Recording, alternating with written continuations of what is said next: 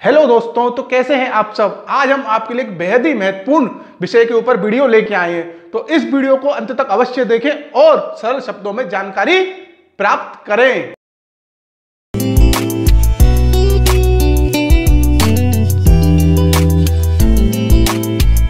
नमस्कार दोस्तों, हमारे चैनल आरोग्य आयुर्वेद में आपका स्वागत है।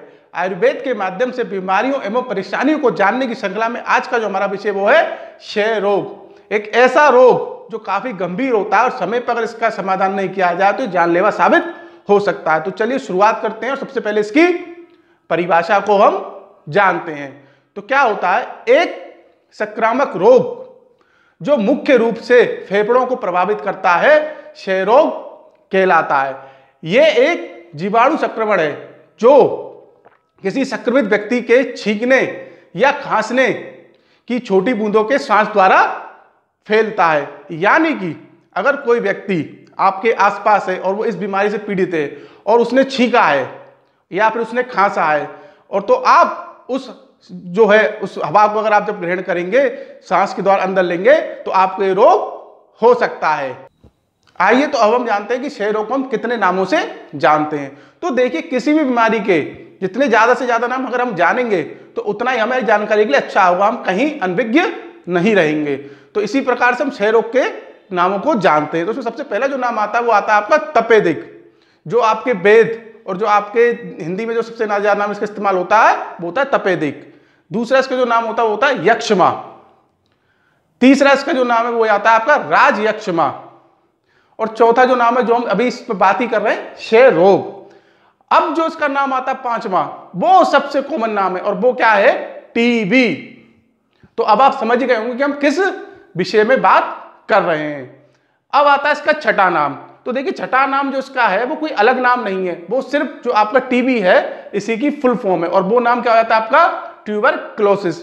तो ये 6 इसके नाम है जो मुख्य नाम है जिससे कि हम इसको जानते हैं। आइए तो अब जानते हैं कि क्षय रोग यानी कि टीबी क्यों होता है। तो देखिए, जानना बेहद जरूरी है। तो आइए हम आपको बेहद सरल शब्दों में से समझाते हैं। तो देखिए, इसे आमतौर पर माइकोबैक्टीरियम ट्यूबरक्लोसिस के कारण होने वाले एक खतरनाक जीवाणु संक्रमण रोग के रूप में परिभाषित किया जाता है, जो क्या करता है, आमतौर पर फेफड़ों को प्रभावित करता है, लेकिन बाद में शरीर के अन्य भागों में भी फैल सकता है। इसमें क्या होता है कि जब कोई इस रोग से ग्रसित व्यक्ति या इस रोग का जो संक्रमित व्यक्ति होता है वो जब किसी वातावरण में छींकता है, खांसता है या थूकता है तो वो क्या करता है, उस जो वातावरण है वहां की जो हवा होती है उसमें क्या करता है, रोगाणुओं को, इस बीमारी के जो रोगाणु होते हैं उनको वो फैला देता है। अब क्या होता है, उसी हवा में अगर कोई अन्य व्यक्ति सांस लेता है तो वो क्या करता है कि उन रोगाणु को अपने अंदर ले लेता है। तो इससे क्या होता है, वो जो व्यक्ति है वो इस रोग से संक्रमित या आपके इन्फेक्टेड होने का खतरा लेता है। ये तो अब हम क्षय रोग के प्रकार के बारे में जानते हैं। तो देखिए, क्षय रोग यानी कि टीबी मुख्य रूप से 2 प्रकार की होती है, जिसमें सबसे पहली जो आती है वो क्या आती है आपकी, हिंदी में कहें तो अप्रत्यक्ष, अव्यक्त, और अंग्रेजी में लेटेंट क्षय रोग यानी कि लेटेंट टीबी। इसमें क्या होता है कि बैक्टीरिया आपके शरीर के अंदर होते हैं लेकिन आपके जो शरीर के इम्यून सिस्टम होता है उसमें वो एक्टिव नहीं हो पाते हैं। तो इस वाली जो टीबी में क्या होता है कि आप अपने से दूसरे को संक्रमित नहीं कर सकते हैं। अब आती है आपकी दूसरी। तो जो दूसरा प्रकार होता है वो क्या होता है आपका सक्रिय यानी कि एक्टिव क्षय रोग यानी कि एक्टिव टीबी। इसमें क्या होता है, बैक्टीरिया आपके शरीर के अंदर मौजूद होते हैं और उसके जो लक्षण होते हैं वो भी आप अनुभव करते हैं। इसमें आप अपने से दूसरे व्यक्ति को संक्रमित कर सकते हैं। अच्छा, हम टीबी को 2 अन्य भागों में भी वर्गीकृत कर सकते हैं। उसमें पहला जो आता है पल्मोनरी। ये क्या होता है, प्राइमरी आपका लेवल होता है आपके टीबी यानी कि क्षय रोग का। ठीक है, इसमें क्या होता है, ये क्या होता है, आमतौर पर आपके फेफड़ों को प्रभावित करती है। ये क्या होगा, या तो बहुत कम उम्र के बच्चों को होगी या फिर जो अधिक उम्र के बुजुर्ग होते हैं उनको होती है। अब दूसरी जो इसमें आती है वो आती है एक्स्ट्रा पल्मोनरी, एक्स्ट्रा जो आपकी पल्मोनरी। इसमें क्या होता है, ये आपके फेफड़ों के अतिरिक्त शरीर के जो अन्य भाग होते हैं उनको प्रभावित करती है, जैसे कि आपकी हड्डियां हो गई, आपके लिम्फ नोड हो गए, आपके किडनी हो गई। तो ये आपके इसके क्षय रोग के प्रकार होते हैं। आइए तो अब क्षय रोग से संबंधित कुछ महत्वपूर्ण तथ्य जानते हैं। तो देखिए, सबसे पहला जो महत्वपूर्ण तथ्य वो क्या आता है कि यह दुनिया भर के 10 ऐसे रोगों में से एक है जिसमें एक संक्रामक एजेंट के कारण व्यक्ति की मृत्यु हो सकती है। दूसरा जो इससे जुड़ा महत्वपूर्ण तथ्य वो ये है कि यह रोग संक्रमित व्यक्ति के द्वारा अन्य व्यक्तियों में फैलता है। तीसरा इससे महत्वपूर्ण तथ्य जो जुड़ा हुआ वो क्या है कि शुरुआत में इस बीमारी के लक्षण आपको दिखाई नहीं देते हैं। चौथा जो इसमें आपका महत्वपूर्ण तथ्य वो क्या आता है कि अधिकांश लोगों को जो है लेटेंट यानी कि अप्रत्यक्ष टीबी होती है, यानी कि उनके शरीर में बैक्टीरिया तो होते हैं पर उनको उसके लक्षण दिखाई नहीं देते। क्यों? क्योंकि उनके शरीर की प्रतिरक्षा प्रणाली है वो उनको इससे बचा के रखती है। अब इसमें जो पांचवा महत्वपूर्ण तथ्य आता है वो क्या आता है कि अगर आपको कोई परेशानी हुई है और आप समय पे डॉक्टर के पास गए हैं और डॉक्टर के बताए अनुसार आप दवा का सेवन कर रहे हैं, परहेज कर रहे हैं, तो आप जो है जल्दी ही लाभ प्राप्त कर लेंगे। आइए तो अब जानते हैं कि क्षय रोग के क्या लक्षण होते हैं। तो देखिए, कई ऐसे लक्षण हैं जिससे कि हम इस बीमारी की पहचान कर सकते हैं। तो इसमें सबसे पहला जो लक्षण है और सबसे महत्वपूर्ण जो लक्षण है वो क्या है? खांसी जो 3 सप्ताह से ज्यादा तक चलती है। दूसरा इसमें जो लक्षण आता है वो क्या आता है? खूनी खांसी। तीसरा जो इसमें लक्षण आता है वो क्या आता है? खांसते हैं जब आप तो खांसने के साथ में दर्द होना। चौथा जो इसमें आपका लक्षण आता है वो क्या आता है? छाती में दर्द। पांचवें जो इसमें लक्षण आता है वो क्या आता है? थकान। छठा जो इसका लक्षण है वो क्या है? बुखार। सातवां जो इसका लक्षण है वो क्या है? अचानक से वजन घटना। आठवां जो इसका लक्षण है वो क्या है? भूख कम होना। नौवां जो इसका लक्षण है वो क्या है? रात में पसीना आना।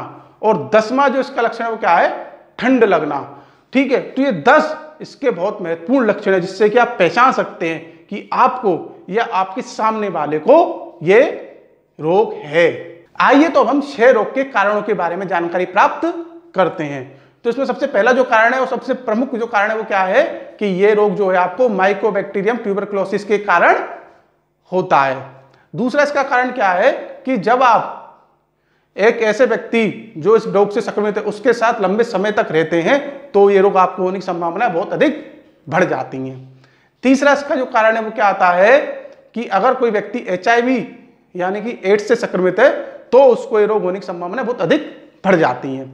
इसके बाद चौथा जो आपका इसमें कारण है वो क्या है कि डायबिटीज। अगर जिन लोगों को डायबिटीज होता है उनको भी इस रोग होने की संभावना ज्यादा होती है। इसके बाद पांचवा जो इसका आपका कारण है वो क्या है कि अगर आपका कोई अंग ट्रांसप्लांट हुआ है तो उसमें उस दौरान जो दवाइयां दी जाती हैं तो उनके कारण भी ये रोग आपको हो सकता है। इसके बाद जो छठा आपका कारण है वो क्या कारण है कि आप किसी ऐसे वातावरण में रहते हैं या काम करते हैं जहां पे आपके क्षय रोग यानी कि टीबी के मरीज हैं और वो खांसते छींकते रहते हैं और बिना मास्क के रहते हैं तो भी आपके रोग होने की संभावनाएं बढ़ जाती हैं। आइए तो अब हम क्षय रोग से बचाव के तरीके जानते हैं। तो देखिए, इसमें सबसे पहला जो बचाव का तरीका आता है वो क्या आता है कि जिससे ये रोग हो यानी कि जो संक्रमित व्यक्ति है उसके साथ अधिक समय तक बंद कमरे में ना रहे। सबसे पहला बचाव का तरीका तो ये है। दूसरा इसका बचाव का तरीका क्या है कि ऐसी जगह यानी कि ऐसी जगह जहां पर टीबी के मरीज ज्यादा हों वहां पर मास्क लगाकर ही जाएं। तीसरा जो इसका बचाव का तरीका आता है वो क्या आता है कि जब भी आप छींकते या खांसते हैं तो या तो अपनी कोहनी लगा लें या अपनी बांह लगा लें, ऐसे ही ना खांसे ना छींकें। इसके बाद जो आपका बचाव का तरीका आ जाता है वो क्या आ जाता है कि जब भी आपको खांसी हो या अगर आपकी खांसी में खून आ रहा है या आपको छाती में कोई दर्द वगैरह सब महसूस हो रहा है तो उसे बिल्कुल भी हल्के में ना लें। तुरंत डॉक्टर से परामर्श लें, अपना चेकअप कराएं और दवा लें ताकि अगर आपको बीमारी होने वाली हो तो वो सही हो जाए। आइए तो अब ये जानते हैं कि अगर आप क्षय रोग यानी कि टीबी से ग्रसित हैं तो अपना बचाव कैसे करें। तो देखिए इसमें सबसे पहला जो बिंदु आता है वो क्या आता है कि ज्यादा से ज्यादा समय बाहर व्यतीत करें। ठीक है। दूसरा इसमें जो आपका बिंदु आता है वो क्या आता है कि पर्याप्त हवादार कमरे में अकेले सोएं। तीसरा जो इसमें आपका बचाव का बिंदु आता है वो क्या आता है कि पब्लिक ट्रांसपोर्ट का कम से कम इस्तेमाल करें। और चौथा जो आपका बचाव का तरीका आता है वो क्या आता है कि ज्यादा भीड़ वाली जो जगह होती हैं वहां कम जाएं।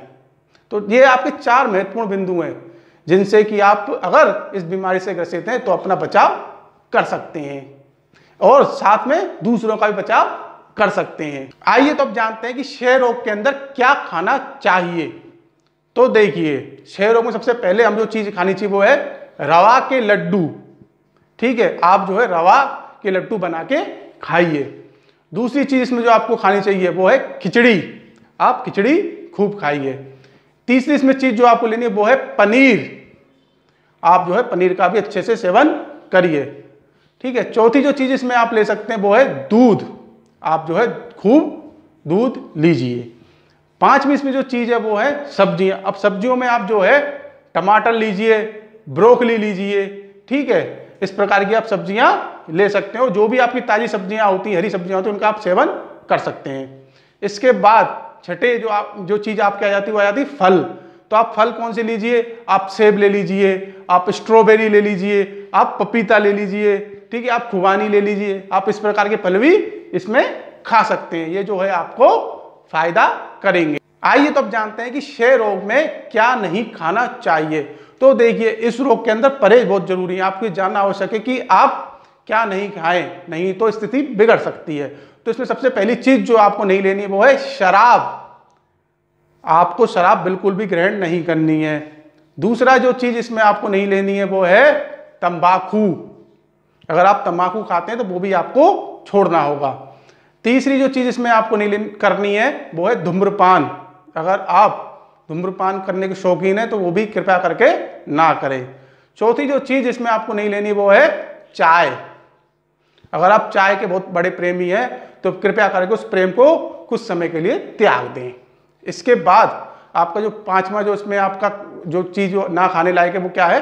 कॉफी। अगर आप कॉफी पीते हैं तो वो भी आप थोड़ा सा अवॉइड करें। इसके बाद जो आपकी अगली चीज है छठी वो क्या है? ब्रेड। आप जो है ब्रेड भी ना खाएं तो ज्यादा बेहतर है।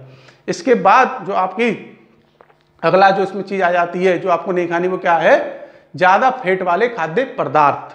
ठीक है, जिन खाद्य पदार्थों में ज्यादा फैट होता है वो भी आप ग्रहण ना करें। और इसके बाद जो सबसे महत्वपूर्ण इसमें एक और जो चीज है जो आपको नहीं खानी है वो क्या है? तले हुए खाद्य पदार्थ। ठीक है, तो आप उनको भी अवॉइड करें, यानी कि उनसे भी परहेज करें। ठीक है, तो आप कुछ समय तक, जब तक खासकर अगर आपका ट्रीटमेंट चल रहा है तब तक अगर आप इन चीजों को नहीं सेवन करते हैं तो आप जो है जल्दी ही स्वास्थ्य लाभ ग्रहण कर लेंगे। आइए तो अब क्षय रोग के घरेलू उपचारों के बारे में जानकारी प्राप्त करते हैं। तो देखिए इसके लिए कई घरेलू उपचार है, जिसमें सबसे पहला क्या आता है आपका हल्दी और आक। आपको क्या करना है? 100 ग्राम हल्दी लेनी है, उसको कूट पीस कर छान लेना है और उसमें आप जो है आक का दूध मिला लें और उसको जो है आप 2 रत्ती शहद के साथ सुबह शाम सेवन करें। अच्छा, अब इसमें क्या है, अगर आपको खून की उल्टियां बहुत होती हैं तो आप क्या कर सकते हैं? इसमें बड़ यानी कि बट या पीपल का दूध मिला सकते हैं और उसको जो है आप 2 रत्ती शहद के साथ सुबह शाम सेवन कर सकते हैं। अब आता है इसमें आपका दूसरा घरेलू उपचार, वो क्या आता है? तुलसी। आपको क्या करना है? 11 पत्ते तुलसी के लेने, थोड़ा सा जीरा लेना, थोड़ा सा हींग लेना है और 1 गिलास पानी लेना है और उस 1 गिलास पानी में आपको ये सब मिला देना है और उसमें आपको क्या करना है? नींबू निचोड़ लेना और उसका आपको दिन में 3 बार सेवन करना है। ठीक है। तीसरा इसमें घरेलू उपचार आता है, वो क्या आता है? आपकी काली मिर्च। आपको क्या करना है? 5 काली मिर्च के दाने लेने, 5 आपको तुलसी के पत्ते लेने हैं, उनको पीस लेना है और शहद में मिला लेना और उनको चाट लेना है। ठीक है, ऐसा आप करेंगे आपका आराम आ जाएगा। चौथा इसमें जो आपका घरेलू उपचार है वो क्या आ जाता है? लहसुन। आपको क्या करना? 1 से 2 लहसुन की कलियां लेनी है और उनको सुबह सुबह चबाना है और चबाने के बाद में क्या करना है? आपको ताजा पानी पी लेना है। लहसुन क्या करता है? जो आपके जो क्षय रोग यानी कि टीबी जो होता है उसके बैक्टीरिया को खत्म करने में मदद करता है। इसके बाद जो आपका अगला जो आपका घरेलू उपचार वो क्या है, प्याज। आपको क्या करना है, आधा कप प्याज का रस लेना है, ठीक है, और आपको 1 चुटकी हींग लेना है और उनको आपको मिलाना है और उनको फिर जो है आपको सेवन कर लेना है। ऐसा आप करते हैं तो आपको आराम आ जाएगा। तो ये 5 बेहद आसान घरेलू उपचार हैं जिनको आप कर कर इस रोग से छुटकारा पा सकते हैं, इस रोग में आराम प्राप्त कर सकते हैं। आइए तो अब हम क्षय रोग यानी कि टीबी की आयुर्वेदिक दवाइयों की जानकारी प्राप्त करते हैं।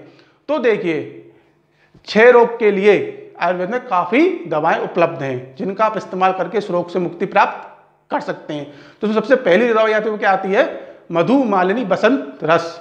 ये इस रोग के लिए बहुत महत्वपूर्ण दवा है, इसका आप सेवन करके इस रोग से छुटकारा प्राप्त कर सकते हैं। दूसरा जो इसमें दवाई आप इस्तेमाल कर सकते हो है महालक्ष्मी विलास रस। ये जो दवा है वो आपके जो पुराने बुखार हो जाते हैं, खांसी है, क्षय रोग यानी कि टीबी, इस सब में काफ़ी लाभ प्रदान करती है। क्षय रोग में अगर आप इसे शहद के साथ इस्तेमाल करते हैं तो आपको उसमें जल्दी आराम मिलता है। तीसरी इसमें जो दवाई आती है वो आती है सीतोबलादी चूर्ण। ये जो आपका चूर्ण है वो बुखार है, खांसी है, टीबी, इन सब रोगों में काफ़ी लाभ प्रदान करता है। इसको आप शहद के साथ लेते हैं तो आपको बहुत आराम आता है। इसके बाद जो चौथी दवा है वो क्या है आपकी गृहिणी कपाट रस। ये जो है आपकी संग्रहणी रोग यानी कि जो पेट का रोग होता है उसमें और आपके जो टीबी, इस दोनों रोग में काम आती है। इसको आप अगर इस्तेमाल करते हैं निरंतर तो आप इस बीमारी से छुटकारा प्राप्त कर सकते हैं। इसके बाद जो 5वीं आपकी दवा है वो क्या है गोमेद मणि भस्म। देखिए, ये दवा महंगी जरूर आती है लेकिन जब आपकी परेशानी ज़्यादा बढ़ गई हो और आपको अन्य दवाइयों से, अन्य उपचारों से लाभ नहीं मिल रहा हो तो आप इसका सेवन कर सकते हैं। इसका आप अगर निरंतर सेवन करते हैं तो आपको इस क्षय रोग में आराम आ जाता है। तो देखिए, 5 बेहद महत्वपूर्ण दवाई हैं, इनका आप सेवन करके अपने टीबी रोग से छुटकारा प्राप्त कर सकते हैं। तो आज का जो हमारा विषय था वो था क्षय रोग यानी कि टीबी। आज हमने आपको टीबी के बारे में जानकारी प्रदान करी। आपको ये जानकारी कैसे लगी आप ये हमें अवश्य बताएं। आपका कोई विषय हो, आपकी कोई परेशानी हो, आप उसके बारे में हमको बता सकते हैं। हम उसके बारे में आपको वीडियो बनाकर जानकारी साझा करेंगे। हमारा उद्देश्य ही सरल शब्दों में आपको जानकारी प्रदान करना है। अगर आप अभी तक हमारे चैनल से नहीं जुड़े तो हमारे चैनल से अवश्य जुड़िए। हमारे चैनल पे बेहद सरल शब्दों में आपको जानकारी उपलब्ध करवाई जाती है। हम आगे भी आपको ऐसे वीडियो बनाकर जानकारी देते रहेंगे। तब तक के लिए धन्यवाद।